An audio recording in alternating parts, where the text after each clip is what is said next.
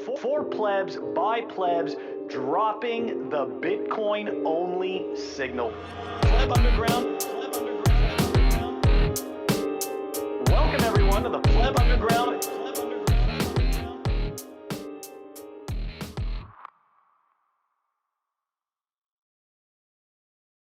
Welcome back, everyone. We are the Pleb Underground YouTube show. My co-host, Walton, and I'm Coin Icarus, and we are going to dive into the Shitcoin Corner, the Hopium, but first, the numbers. The numbers, of course. This is episode 11, or for our Spanish speakers, Once.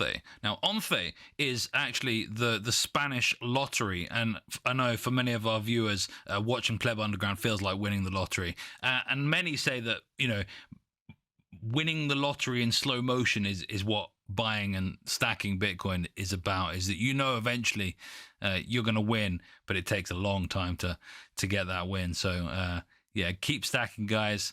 But the numbers this week, of course, are brought to us by TimeChainStats.com. That's TimeChainStats.com. Phil, how are the numbers? Dude, I am totally taken aback by that philosophical take. Very nice. All right. At the time of this recording, the block height is 760,009. The Bitcoin price, 19,490. The total public lightning capacity, 5,083.82. Moscow time 51:31. That's right. You're still getting over 5K sats to the dollar. And chain rewrite days. Dude, chain rewrite days bumped up 755. Those are the numbers. We are not impressed, but we're still going to give them to you every week. What are your thoughts, Walton? Before we dive into the dramatic shit show that occurred this week. So there's been a lot of speculation about the increased hash rate recently, and little birdie told me that there was a mining company that just had a new deployment of quite a serious operation, and so that's one significant reason why there was a recent kind of bump in hash rate that many were confused by, given the timing of the relatively low hash price. You know, Bitcoin being relatively low in dollar terms, and electricity prices surging. Many were confused, but this is a new significant operation deployed many thousand miners. Very interesting, because I also saw a tweet from Dylan Leclerc that alluded to the same thing. Of course, the tweet that he put out had a bit of a different spin to it, more to the fact that essentially miner capitulation is around the corner, or that miners are in serious pain, and this is why they are deploying more miners. I don't know. I thought that was a kind of... Anyways, I might not be understanding something. You know what I mean? And that's perfectly fine. But I just, you know what? I see now that there's two sources where we're hearing these rumors, and that's very interesting. This is very much not a rumor. I'm getting this. It's not a rumor. No, this is insider information from someone very deep in the Bitcoin mining industry. All right, good stuff. But we can't say who it is. All right, so we're those people now, right? We're those people. We can't say who it is, but we're saying trust us.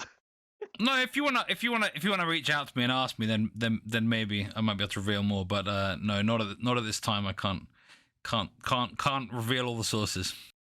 Okay, Walton, let's get some. We're gonna move away from the rumor signal, and we're gonna move towards the cringe and funny.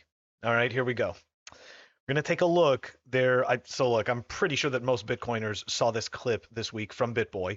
But if you didn't, we are going to share the beginning of it. And obviously the link to the full clip is going to be in the show notes. This is a tweet from Camilla Campton.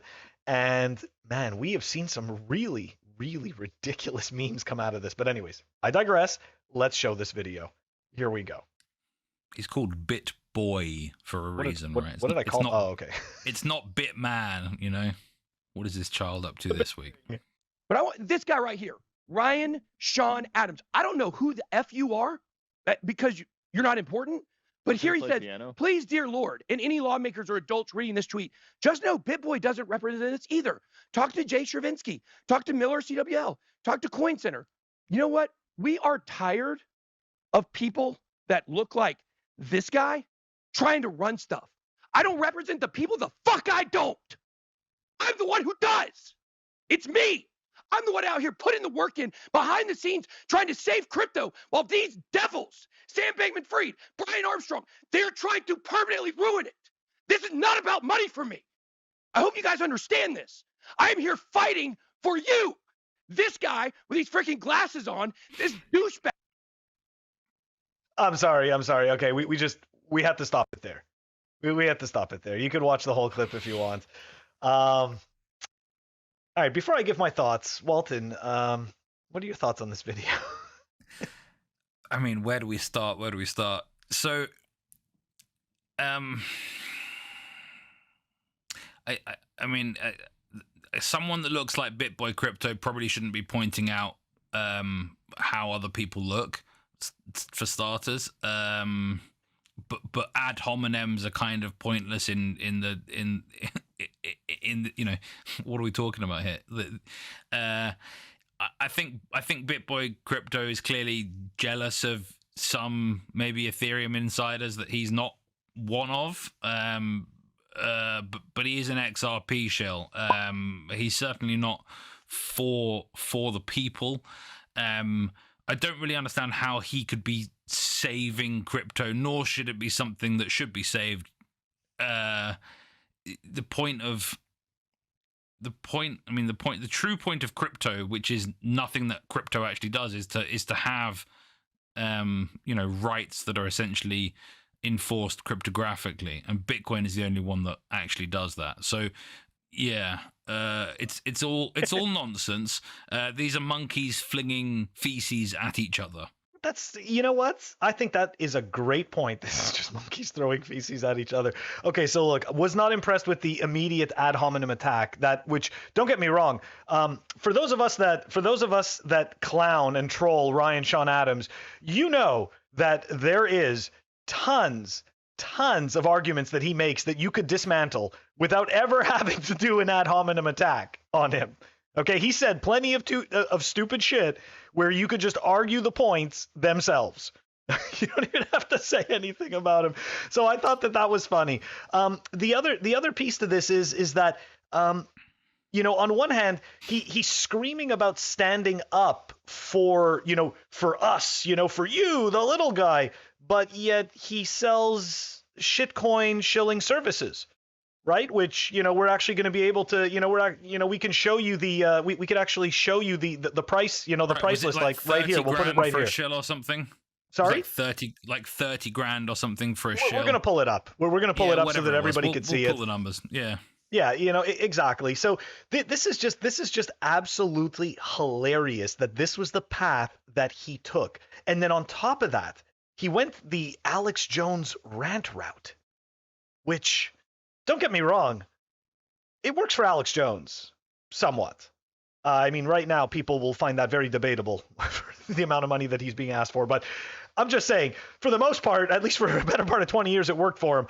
But I just don't see this working for BitBoy. I really, really don't. And to your point, he shills XRP, okay? XRP, which is issued by the Ripple, by the Ripple company, the Ripple Corporation. Okay, and not only that, but it has absolutely no reason to exist in any way, shape, or form except to keep the lights on at Ripple Labs. Literally, they dump it every time it pumps in order to keep the lights on. So this is just absolute nonsense, and this guy's pretending that he's here for the people. I don't even know what to say. That is just absolute wrecked. Maybe what I could share would be actually just a further message from BitBoy. Oh yeah, there was a lot of memes that came out, huh? Yeah, let me just share this here. So, look, can I just say something to the Bitcoin maximalists?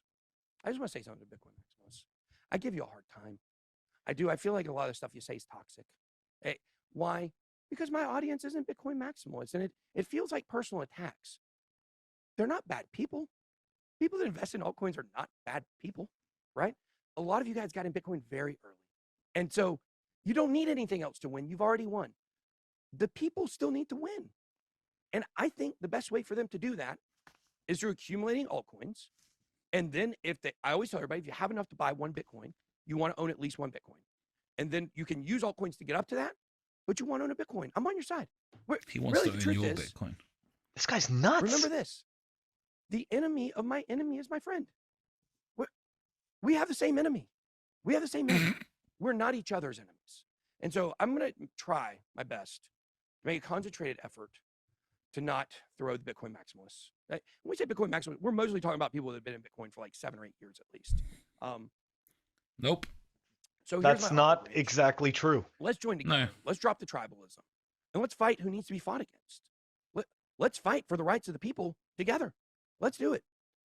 Go fuck yourself. We don't negotiate with terrorists. No, we do not. This channel has educated more people on crypto and has created more millionaires than any other channel in the history of crypto. That's a guarantee. Not crypto. We made more millionaires than probably any other channel that exists on YouTube. And probably most colleges. 100%. And also, by the way, we probably reduced the number of millionaires more than any other year this year. I mean, fact, you get the honesty, we did.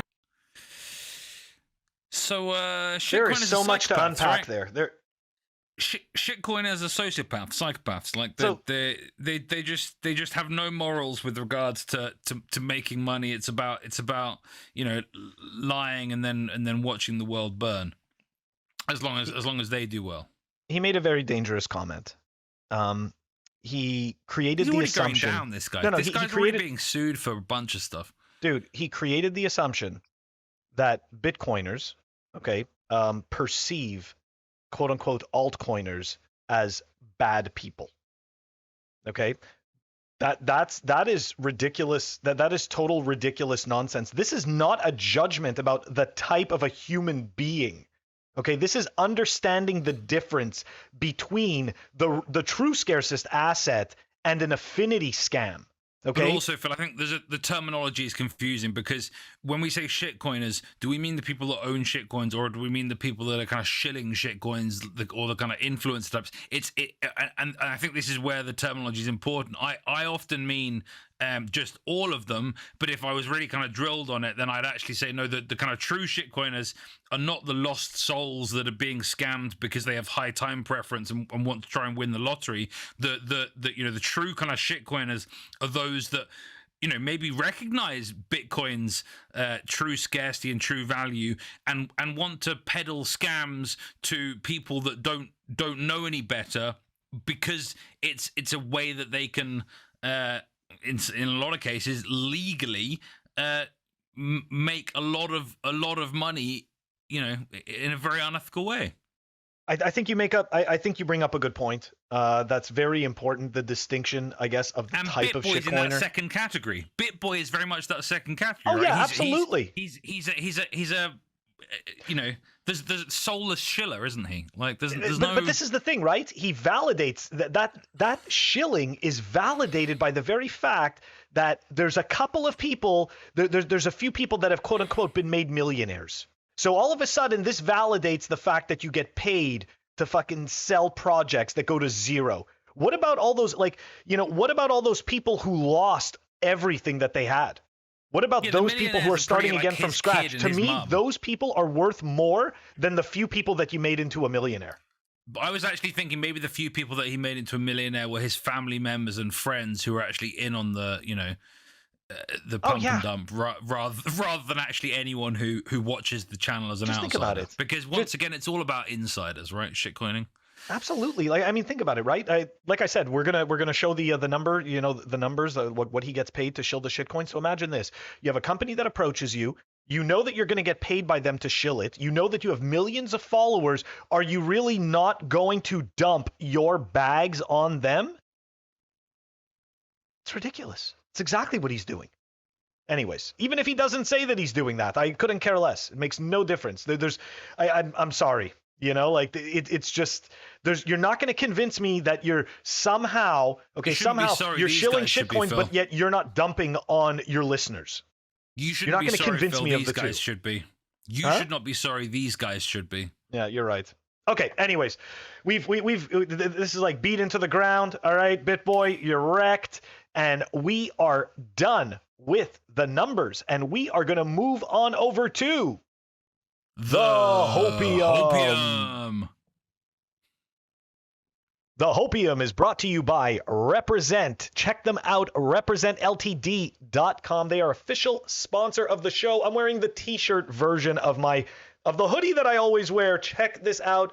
Nice quality. Very, very nice design. Oh, wrong side of the camera. And they've got all different types of designs for all different types of styles. Check them out. Great quality, great threads. Representltd.com. So, Phil, what you're saying is wear Represent, they'll be impressed. You'll look like you went to a tailor. The clothing is number one. Just ask Sailor. There ain't no second best. Dude, you just dropped a bomb. Representltd.com. All right, everyone. This week for the Hopium, we've got a great little thread from Coinbits, which we are going to dive into right now. I didn't hear about this, so I am definitely in the camp of did not hear about this news from the FASB. So let's dive right into it. Here's the thread from Coinbits. Last week, the most bullish Bitcoin regulatory event in 2022 so far took place, and it flew under the radar of many Bitcoiners. Guilty. Can I just pause you there?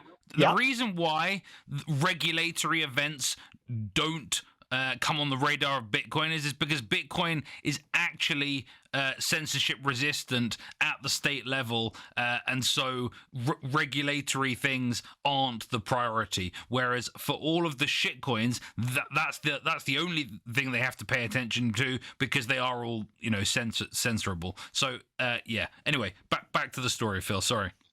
No worries. The Financial Accounting Standards Board, FASB, decided to require companies to measure cryptocurrency assets at fair value. This is extremely bullish. The FASB in the U.S. is a federal regulatory agency that establishes the standards for financial reporting in the U.S. Those standards are known as Generally Accepted Accounting Standards. Generally Accepted Accounting Principles, or GAAP for short.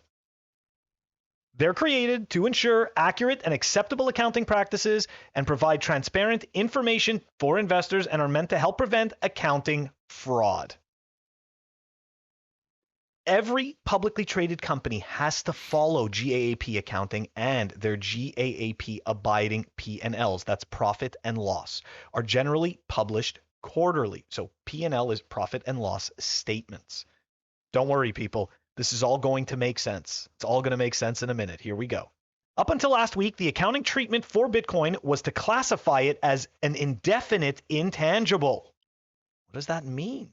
Indefinite intangible. Indefinite intangibles also get accounted for in a unique way. They're not classified as investments. When their value declines according to GAAP standards, they were, prior to last week, treated as an operating loss to the core business. In an interview last year, Saylor gave an example. Imagine you have a business that makes $100 million a year, but in that year you bought Bitcoin and it trades down for an hour, then comes back up. You would GAAP report that year as an operating loss, even though your business is A-okay. So now, as an outside investor looking at such a company, you'd have to dig deep to understand why a business that is actually running perfectly well to produce a sustainable profit yet shows an operating loss. Or in reality, what most investors do is see negative and stay away. That's right, because most investors don't have enough time to dig into the nuance. They look at the surface numbers. If they look good, then they'll continue to dive in, most likely invest, or if they look bad immediately, they aren't going to scratch below the surface, they're just going to move on, at least for the most part. Anyways, the theoretical case that indefinite intangible accounting is meant to capture is if you sell the Bitcoin at the absolute lowest possible price that year, even if you don't actually do that, and account for it as if you have.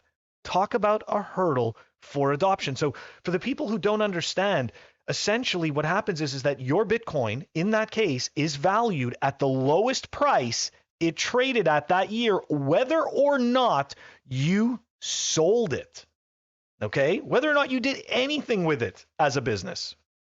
So, to put a bow on this, let's work out an example with some math. If you have a company that buys 1 million worth of Bitcoin, it trades down to 500K, then goes back up to say 2 million that same year, and you don't sell it, you just hodl, your profit and loss would reflect a 500K loss. So, prior to last week's announcement, the only option facing such companies was to create pro forma P&Ls that are non-GAAP P&Ls, where you would line by line show that it is not in fact an operating loss.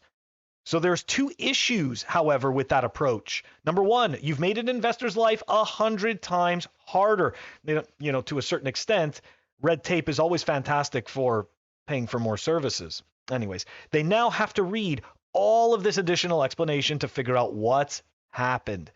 Your profit and loss statements, this is number two, your profit and loss statements are non-comparable over time and when attempting to compare companies to each other. With last week's FASB decision, companies can now use fair value accounting for Bitcoin. This allows companies to report the losses and gains immediately and treat Bitcoin and shitcoins as traditional financial assets, no longer like indefinite intangible assets. Unlike indefinite intangible asset rules, fair value accounting uses current market values as the basis for recognizing assets and liabilities. This removes the undue burden and accounting nightmare described above of companies wanting to hold Bitcoin on their balance sheets. Okay, so look. Why is this Hopium? This is Hopium because it's very reminiscent to me of the 2018-2019. The bull run and then subsequent pullback. Because I remember we were sitting at 10K and there were all these cheerleaders telling us, look at all the institutional investors that we have coming. Look at all this great news. Bitcoin, the Bitcoin fiat price is bound to just turn around from one day to the next, and we don't know when. Now keep in mind, we proceeded to go from 10K down to 3.5K after that.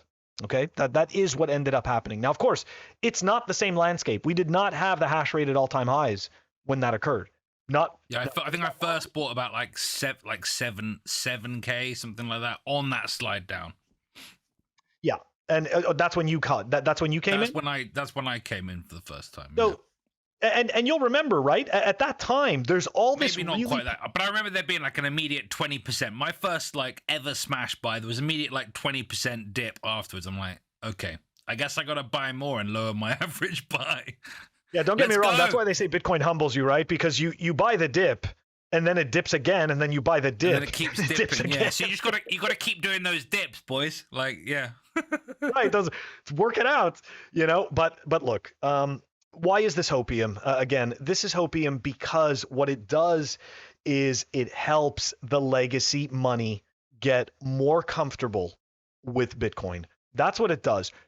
Do I personally do I give a shit? What do we think about the legacy money though? Fuck the legacy money, Phil. Exactly. Right? We don't really give a shit. This is what they don't understand about the parallel. So, you know, there's multiple schools of thoughts, right? You've got a bunch of people that sit there and they just want NGU, right? They just want immediate NGU. They don't give a shit. It doesn't matter. But some of us, although we really do appreciate NGU, we also really like the FGU, right? The freedom go up technology. And of course, those two are really closely tied. Fuck you go up, Phil. What's up? I thought that was fuck you go up. No, that's freedom. That's freedom go up, Walton. Yeah, but what's the difference? Ah, good point. Good point. That's right. Maybe there isn't much of a difference. But no, look, but seriously, the I think the free, like true freedom is the ability to do what you want and say fuck you to people who object. It's as simple as that. The point is that there's a lot. Not if you're, just being a bad person, like not that, but like, do you know what I mean? Like at the end of they call Bitcoin fuck you money because you can do with it what you want. And that's what really matters. That is really the crux of it. Okay, is that it's this money that the government didn't create, that they can't control, and that they can't coerce. And this is very important. So you know what? I'll take this Hopium. I appreciate it. Phil, if you're a high net worth individual, why do you need to use these institutions to You don't. buy Bitcoin or hold it, or like you don't? Bitcoin is for use without custodians and intermediaries, and so I think it's This is part of the illusion. As per usual, we've got to take this with a little bit of salt here. Look, it's no secret. The institutions are gonna become, for the most part, completely irrelevant because you can self-custody. All right, you can't self-custody your stocks. Once upon a time, you used to get a stock certificate. Now, again, I'm not comparing stocks to Bitcoin. That is not the same thing in any way, shape, or form, but it is an asset. Okay, so we will use that point of view to illustrate this. So back in the day, you used to get a stock certificate. But guys, if you're a listener and you're a shareholder of Bitcoin and you want to speak to the CEO, just call Phil and he'll answer all your questions. Thank you. Yeah, that's right. I'm gonna talk to the board of directors. I spoke to my people. No, but look, you used to get a stock certificate. You got something tangible that you could then go and redeem. They've since taken that away. All you have are IOUs of IOUs. So at the end of the day, you don't custody your stocks, you don't custody your bonds, you don't custody any. You know what? The only thing you can custody is physical gold, right? Physical metal, if that's what you want. But as we've explained in the past, we all know that gold had its time, right? You can obviously fake gold. Nobody's going to accept gold, and it's not very transportable either. Okay, everybody, right. for some reason, everybody gets caught transporting that shit. You could hold physical cash, but there's more and more, restrictions on that from banks. And even if you were to do that, that would be a pretty terrible move anyway. Good luck bringing 10K of cash across a border. You know what I mean? Anyways, my point is that Bitcoin is where it's at, okay? And this news is hopium because it brings the legacy money a little bit closer to understanding, or at least being able to dip their toe in the Bitcoin waters. All right, we'll stick to it like that. Okay. Any last thoughts on this, Walton, before we close out the segment? No, I think that's it. That's good. Good for me. Good from you. Good from you. All right, everyone. We are gonna move on over to the Shitcoin Corner. And the Shitcoin Corner, of course, brought to you by CryptoCloaks.com. That's CryptoCloaks.com. Over at CryptoCloaks, you can buy a whole range of Bitcoin accessories. Here you see my beautiful assistant modeling the Honey Badger and Hodlonauts helmet. You can buy a whole range of these 3D printed goodies. You can see inside Phil's Honey Badger, he has the FUD dice. You could also store a signing device in there if you so wished. Once again, that's CryptoCloaks.com, and if you use the code PlebUnderground, you will get 5% off all goodies. So, Phil, this week on the Shitcoin Corner, there's kind of one main story that I want to talk about, and it's something I've talked about a few times, and that is the person that I consider the biggest enemy of Bitcoin. That is kind of known, shall we say, as an individual, in part because he's trying to enrich himself through shitcoinery, but then also essentially bribe politicians for a multitude of reasons. One, to keep himself out of jail, seemingly, but also to build a regulatory moat around his shitcoin business. And so that man, of course, I say man, of course, it's an overgrown, boy that's rather overweight as per usual, but it's not BitBoy this time. This time it's Sam Bankman-Fried, and yeah, he's campaigning for a regulatory moat around his business. Let's have a look. This article brought to us by rect.news. So, after aggressively farming many of DeFi's most lucrative opportunities since the summer of 2020, SBF is now suggesting his own industry standards, many of which go against the entire concept of decentralization. So in a recent post, he said that a set of standards that we as an industry could enact to create clarity and protect customers while waiting for full federal regulatory regimes. Sam says we need customer protection, but from who? Just a brief public service announcement. FTX customers have been seemingly need of help for a while, and we've known that Sam is a fan of lobbying the government, and he's bribing politicians funding campaigns for politicians on both sides of the aisle, especially a lot of money to Democrats recently.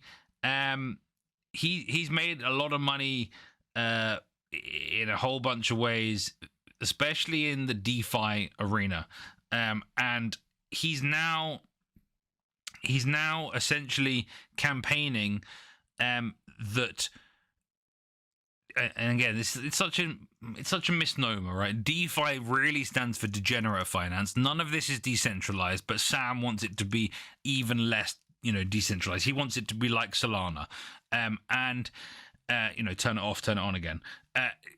He wants to run it all, and he believes that all front ends for DeFi would need to become registered broker-dealers with KYC obligations. You ever notice that it's all just words? Yeah, it is all just what I like. I read shitcoinery stuff, and sometimes halfway through, and I can be reading it, and I'm not even hearing the words that I'm saying because there's like a kind of funny filter that blocks out shitcoin word salad gibberish. And somehow it works even when I'm reading it out myself. Nonetheless, here we see Sam essentially trying to ring fence parts of an industry that he's already doing well in. Of course, he runs a big KYC exchange, and he's campaigning for essentially any platform that does DeFi to be run by a KYC exchange or KYC broker-dealer. It's essentially the same thing. So I don't really see how they're they weren't decentralized to begin with, but now he's wanting them to be even less decentralized. What do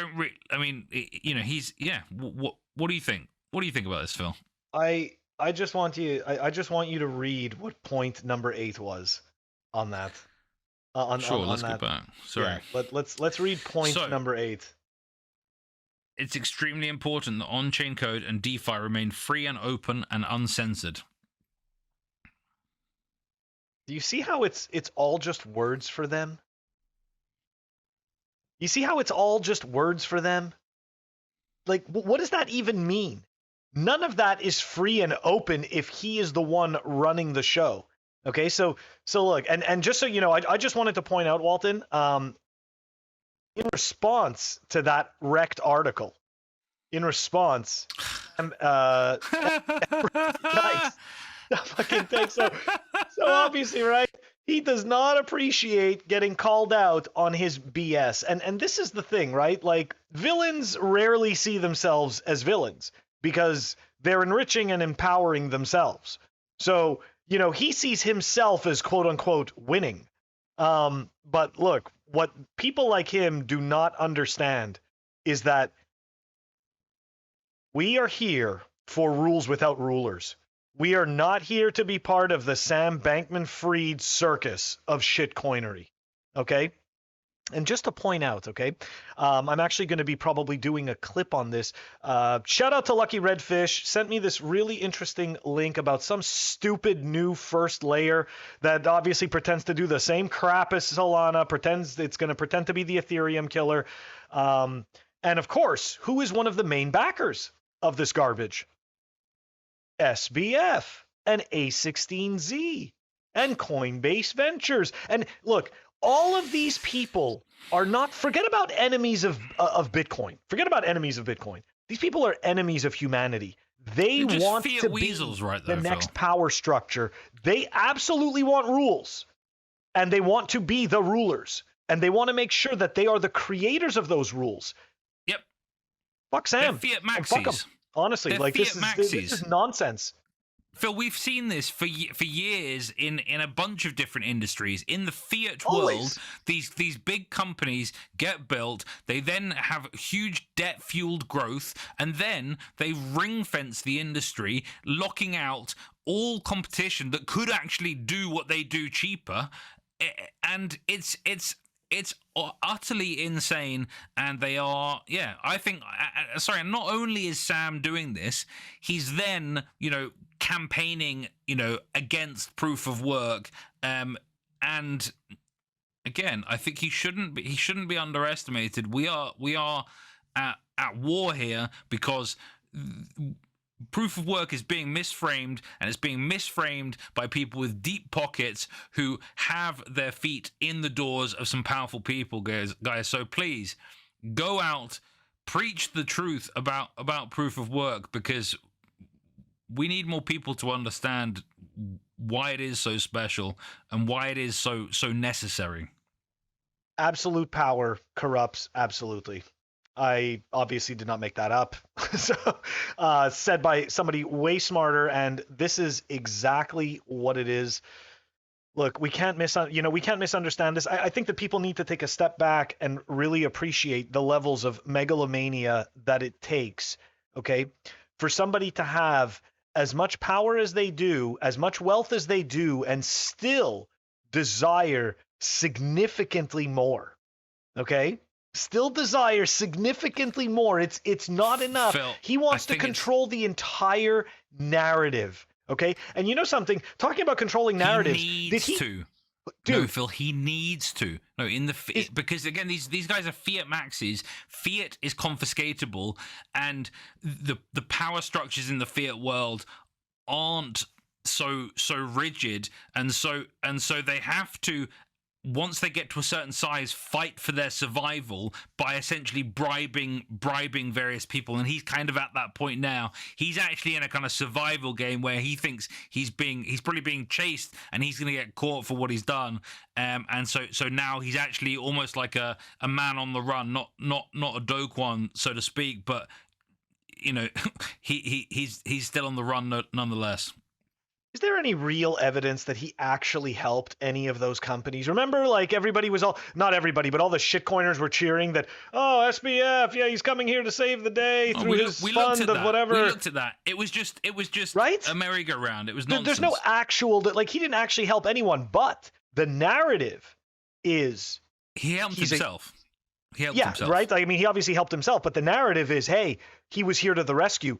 Now that information, that news is done and gone, and look, here he is stepping in to help build the regulatory framework, because, right, they want to make sure to protect the investors, even though, as you pointed out in that Rect article, right, if people who decide to go back and dig through it, Rect HQ had to go and help out people that were victims of the FTX exchange. So these people, this is the same. It's exactly what you said about the fiat nonsense, right? This total hypocrite brain where it's like, we are going to help the little guy, but at the same time, you are part of the scamming machine. You cannot reconcile this. This cannot be reconciled. And yet you've got people like this that just live in an alternate reality. He scares the shit out of me. Don't get me wrong, man. The mental gymnastics, they absolutely scare the crap out of me. Anyways, I digress. Anything else on the developments from SBF? I just like to say one further thing from the bottom of my heart. Fuck shitcoins. Absolutely right. Fuck shitcoins. And if you feel like we do, smash the like, subscribe. Fuck the shitcoins. And guys, that wraps up another episode of Pleb Underground. Don't forget to like and subscribe our show. Don't forget to check us out on our audio-only platforms, Apple Podcasts, Spotify, and Anchor. We are also on Rumble, just in case YouTube decides to get a little crazy. You could find all of our content on Rumble. And of course, if you want to stream us sats, check us out on fountain.fm. You could stream us sats through Breeze. Very cool.